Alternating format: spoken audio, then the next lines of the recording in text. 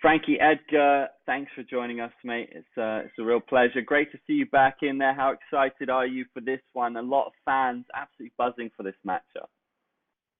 Yeah, I'm extremely excited. Obviously me and Max got matched up quite a few times and never made it to the final dance, but here we are, a couple of days out, and I'm ready to get this show on the road. Yeah, is that a strange one for you mentally, having, like you said, never made it to the dance? This one kind of is will they, won't they? And yeah, now it's happening. So you prepared mentally for Max before, but it's slightly different this time for him coming off a loss. Yeah, I mean, if he's coming off the loss, for me, I'm still preparing for, the title. Max is the champion. He's been a hell of a champion at 45, and that's the guy I'm fighting. What do you take away from the Dustin Poirier fight from Max? Have you watched that back?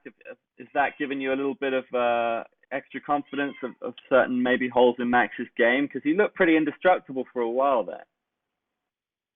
I mean, it's really tough to take anything out of that fight. Max, or Dustin rather, is a big guy, big 55er. He's a southpaw. He likes to stand up. And, Max looked great in that fight as well. I mean, both guys kind of put on a hell of a performance. And, he made a loss on the judges' scorecards, but, it's not really a loss in general. Of course, you don't want to give your strategy away, but do you think you'll be looking to take Max down? Because you're somebody who also loves to stand and bang. Is that the fight we're going to see, do you think?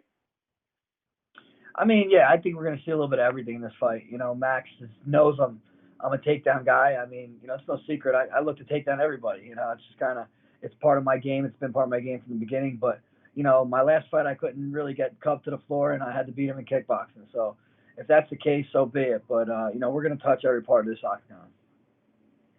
I feel like you've seen everything in this game. You've been the favorite. You've been the champ. You've had ups and downs. How do you feel going into this one against – you are the underdog going into this one, but everybody knows you could easily just take it, given your talent, given your experience as well. So being the favorite, being the underdog, does that affect you differently, or is it always the same? It really doesn't. I've been the favorite and lost, and I've been the underdog and won. In my mind, I go into every fight, I prepare the right way. I never take any shortcuts, and I always think I'm going to win. Even when I don't, I go into it think I'm going to win, and this weekend's no different.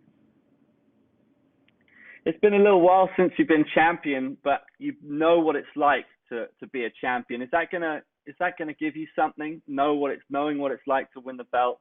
It's been a while, but it'd be pretty amazing if you pulled it off. Is that going to give you something extra? I think it's motivating. I know what it feels like to be a champion, and once you're called the world champ, it's pretty addicting. And I've been kind of chasing that since I lost it. In 2012. So over 7 years ago, I was champ, and that's been my goal. I've been chasing that ever since. Do you think it's nice to have some love back on the division? Because I feel like it's kind of with Conor and then with Max going up, with people going up in general. Is that frustrating sometimes that the division gets held up?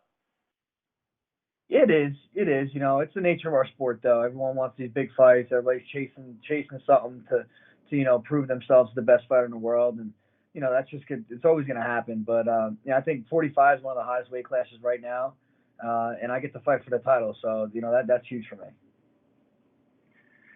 Well, you were out in Singapore recently. You're at the UFC gym here. There's more cards out in Asia. There's a lot of fans who'd love to see you back out here fighting. Is that any possibility either this year or next?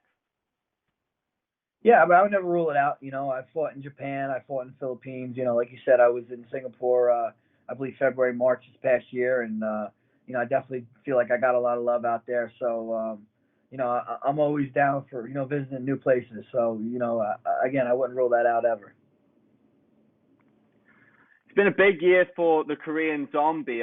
He's pretty popular in terms of Asian fighters. It looks like he's going to be fighting Brian Ortega. Do you like that fight as a neutral? Yeah, I think it's a great fight. A great fight for the fans.